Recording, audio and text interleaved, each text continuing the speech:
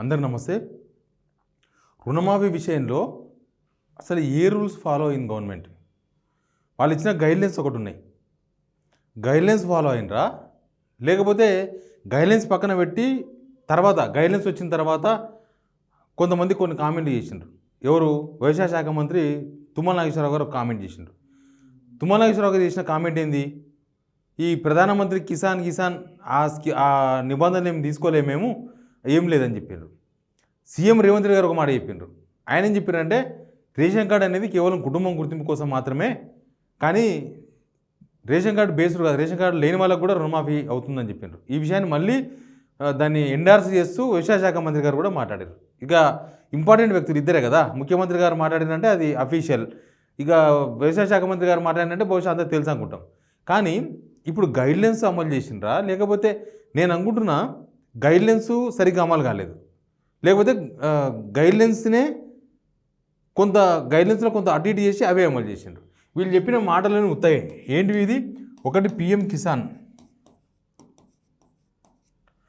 రెండోది ration card. ఈ రెండు రూల్స్ స్ట్రిక్ట్గా అమలు చేసినట్టుగా కనిపిస్తుంది. రెండు రూల్స్ గైడ్లైన్స్లో ఉన్న అరువులు కూడా చాలామందికి రాలేదు, అది వేరే విషయం. ఇప్పుడు బంగారం కుదబెట్టి పాస్బుక్లు ఇచ్చి తీసుకున్న గోల్డ్ లోన్స్ ఉంటాయి కదా, అవి మాఫీ అవుతాయని చెప్పిండ్రు. అవి దానిలో ఉంది, వాళ్ళు ఇచ్చిన గైడ్లైన్స్లో ఉంది, కానీ కాలేదు. చాలామంది కాదు, అసలు ఎవరికి కాలేదు వాళ్ళకి. ప్లస్ రేషన్ కార్డు లేని వాళ్ళకు ఎవరికి కాలేదు, నాకు తెలిసి రేషన్ కార్డు లేని వాళ్ళకు ఎవరికి కాలేదు. వీళ్ళు ఇంకొకటి చెప్పిండ్రు కదా, ఫ్యామిలీ గైడ్లైన్స్లో ఉన్నది, ఫ్యామిలీలో ఒకవేళ ఇద్దరికో ముగ్గురికో లోన్ ఉంటే అది 2 lakhs రూపీస్ వరకు ఉంటే దానిలో మహిళలకు ఫస్ట్ లోన్ మాఫీ అవుతుంది, మిగతా జెంట్స్కు మెల్లగా అవుతుంది. అంటే ఫస్ట్ లేడీస్కి అవుతుంది, తర్వాత జెంట్స్కి అవుతుంది అని చెప్పిండ్రు. లేడీస్కు కాలే, జెంట్స్కు కాలే, ఎవరికి కాలే. రేషన్ కార్డు ఉన్నా కూడా మరి వీళ్ళ దగ్గర ఉన్న సాఫ్ట్వేర్ ఏంది? వీళ్ళు దేని బట్టి గుర్తించిండ్రు? అసలు ఎవరు గుర్తించిండ్రు? లేకపోతే ఏమైనా ఊరూరా ఏమైనా రికమెండేషన్స్ కాంగ్రెస్ నేతలతో మాట్లాడి ఆయనైతే మనోళ్ళు, వీళ్ళైతే మనోళ్ళు కాదు, ఆ ఫ్యామిలీ అయితే మనదే, ఈ ఫ్యామిలీ మనోళ్ళు కాదని ఏమైనా లెక్కలు చేసుకొని చేసిండ్రా? ఎవరి రూల్స్ ఇవి? దేని రూల్స్? మీరు ఇచ్చిన గైడ్లైన్స్ మీరు పాటించలే. తర్వాత పిఎం కిసాన్ అమలు చేయము, పిఎం కిసాన్లో కొన్ని నిబంధనలు మాత్రమే తీసుకున్నామని చెప్పిండ్రు. పిఎం కిసాన్ లెక్క ప్రకారమే ఇదంతా మొత్తం అందరికి కట్ చేసినట్టుగా అనిపిస్తుంది రుణమాఫీ. పిఎం కిసాన్ వచ్చే వాళ్ళకే రుణమాఫీ అవుద్దని ఫస్ట్ చెప్పిండ్రు, తర్వాత ఏం లేదు అన్నారు. తీరా చూస్తే పిఎం కిసాన్ వచ్చిన వాళ్ళు కూడా చాలామంది కాలేదు రుణమాఫీ. పిఎం కిసాన్ రాని వాళ్ళకు అసలు కానేలేదు. పిఎం కిసాన్లో చాలా రూల్స్ ఉంటాయి. ఐటీ కట్టే వాళ్ళకు పిఎం కిసాన్ కింద 2,000 రూపాయలు రావు. 3 సార్లు వస్తే 2,000 రూపాయలు, తెలుసు కదా మనకు. ఆ 2,000 రూపాయలు రావు. వాళ్ళకు ఒక కారు ఉంటే రాదు. ప్రభుత్వ ఉద్యోగులు చిన్నోళ్ళైనా పెద్దోళ్ళైనా 4th class ఎంప్లాయీస్ అయినా రాదు. అట్లా 4th class ఎంప్లాయీస్ కూడా కాలేదు.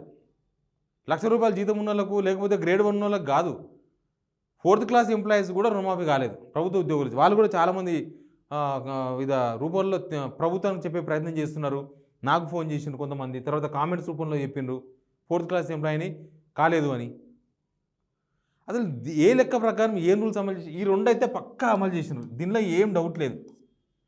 ఈ రెండు పక్కా అమలు చేసినారు. పిఎం కిసాన్ రూల్స్ అవి చాలా స్ట్రిక్ట్గా ఉంటాయి. పిఎం కిసాన్ రూల్స్ ఎందుకంటే వాళ్ళు దేశవ్యాప్తంగా ఇవ్వాలి, చాలామందికి ఇవ్వాలి, కాబట్టి కోట్ల మందికి ఇవ్వాలి డబ్బులు, కాబట్టి వాళ్ళు కొన్ని పారామీటర్స్ పెట్టుకొని ఇచ్చారు.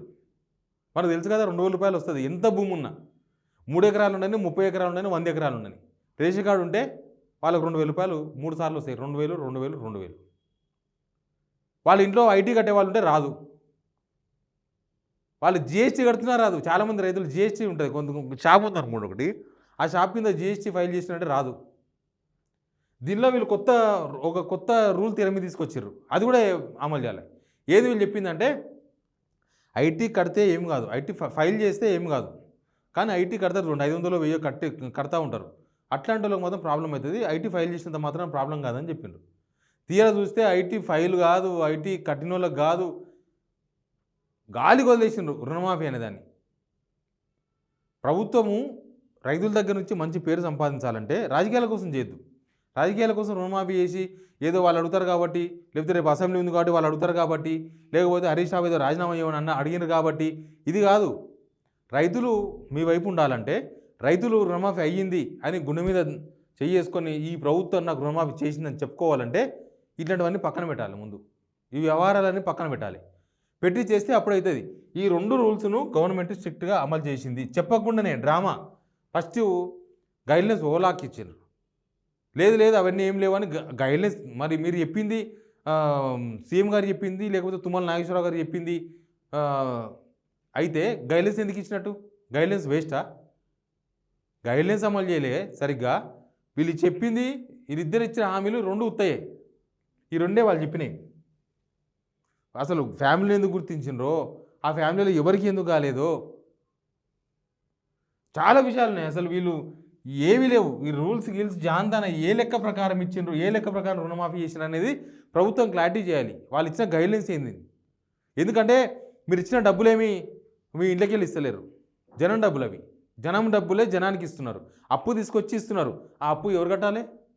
మళ్ళీ ఆ రైతులు, రైతు కుటుంబాలు, రైతు కొడుకులు అందరు కట్టాలి. జనమంతా కడితేనే కదా. ఆ లోన్ ఎట్లా కడతారు మీరు? అప్పు ఎవరైనా ఇంటికి వెళ్ళి తీసుకొచ్చి కడతారా? అవన్నీ కూడా జనం డబ్బులు. జనానికి ఇస్తున్నప్పుడు పారదర్శకంగా ఉండాలి. జనానికి చెప్పాలి, ఇగో ఈ డబ్బుని ఇట్లా ఖర్చు పెడుతున్నామని. మరి రుణమాఫీకి ఆ డబ్బుల విషయంలో ఎన్ని ఖర్చు పెట్టిండ్రు, ఎన్ని అప్పు తీసుకొచ్చిండ్రు, లేకపోతే వీళ్ళకి ఎందుకు కాలేదు?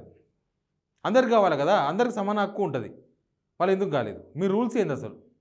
అసలు రూల్సే లేకుండా ఒక ప్రభుత్వము ఒక స్కీమ్ను అమలు చేయొచ్చా? ఈ విషయంలో మొత్తం ప్రభుత్వం క్లారిటీ చేయాల్సిన అవసరం ఉంది. రైతులంతా ప్రభుత్వం వైపు చూస్తున్నారు, ఎదురు చూస్తున్నారు ఏం జరుగుతుందని. Please subscribe signal TV.